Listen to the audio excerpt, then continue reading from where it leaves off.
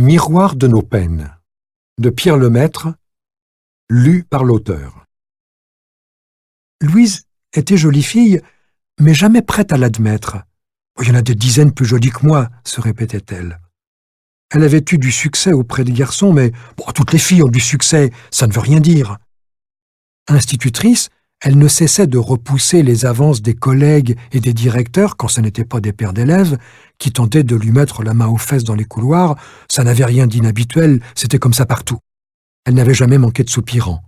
Parmi eux, Armand. 5 ans, dûment fiancé, attention. Louise n'était pas du genre à jeter sa réputation en pâture aux voisins. Ces fiançailles avaient été une sacrée histoire.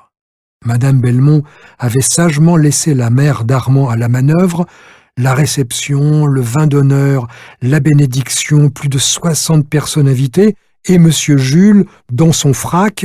Louise apprit plus tard qu'il l'avait loué dans un magasin de décors et costumes de théâtre. Il était trop juste de partout, sauf le pantalon qu'il ne cessait de remonter comme au sortir de sa cuisine, et chaussé d'escarpins vernis qui lui faisaient des petits pieds de chinoise, Monsieur Jules, donc, qui jouait les propriétaires au prétexte qu'il avait fermé son restaurant pour offrir sa salle. Louise s'en fichait, elle avait hâte d'aller au lit avec Armand, dont elle voulait un bébé, qui n'était jamais venu. L'histoire traîna en longueur. Dans le quartier, on ne comprenait pas. On finit par regarder les fiancés d'un œil torve, suspicieux. Reste-t-on 3 ans ensemble sans se marier? Ça n'existe pas. Armand avait demandé le mariage, avait insisté. Louise attendait que ses règles s'arrêtent pour dire oui et repoussait tous les mois.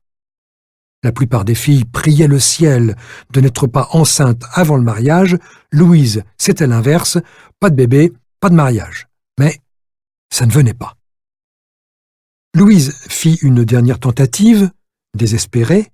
Puisqu'il ne pouvait pas avoir d'enfant, on irait en chercher un à l'orphelinat, ça ne manquait pas, les malheureux. Armand y vit une insulte à sa virilité. « Pourquoi pas recueillir le chien qui fait les poubelles? Lui aussi, il est dans le besoin, » dit-il. La conversation partit en vrille, c'était récurrent. Ils se disputaient comme un couple marié. Le jour où il fut question de l'adoption, Armand, furieux, rentra chez lui et ne revint pas. Louise en fut soulagée parce qu'elle pensait que c'était sa faute à lui. Cette rupture, quelle histoire dans le quartier! « Et alors » hurlait Monsieur Jules, « si ça lui plaît pas à la petite, vous voulez donc la marier contre son gré ?» Mais il prenait Louise à part. « Ça te fait quel âge, Louise ?»« Il est bien, ton Armand, qu'est-ce que tu veux de plus ?» Mais il disait tout cela d'une voix feutrée, presque hésitante, et il ajoutait « Un bébé, mais ça va venir, ces choses-là demandent du temps. » Il retournait à sa cuisine, il ne manquerait plus que je rate ma béchamel, moi. D'Armand, ce qu'elle regrettait le plus, c'était le bébé qu'il ne lui avait pas donné. Ce qui n'avait été jusque-là qu'un désir inassouvi devint une obsession. Elle se mit à vouloir un bébé à tout prix, n'importe lequel, même s'il devait faire son malheur. La vue d'un nourrisson dans un landau lui serrait le cœur, elle se maudissait, se détestait, se réveillait en sursaut en pleine nuit, certaine d'avoir entendu un enfant hurler, quittait son lit en hâte, se cognait au meuble, courait dans le couloir, ouvrait la porte. Sa mère disait « C'est un rêve, Louise ». Elle la prenait dans ses bras, la raccompagnait jusqu'à son lit, comme si elle était encore une petite fille.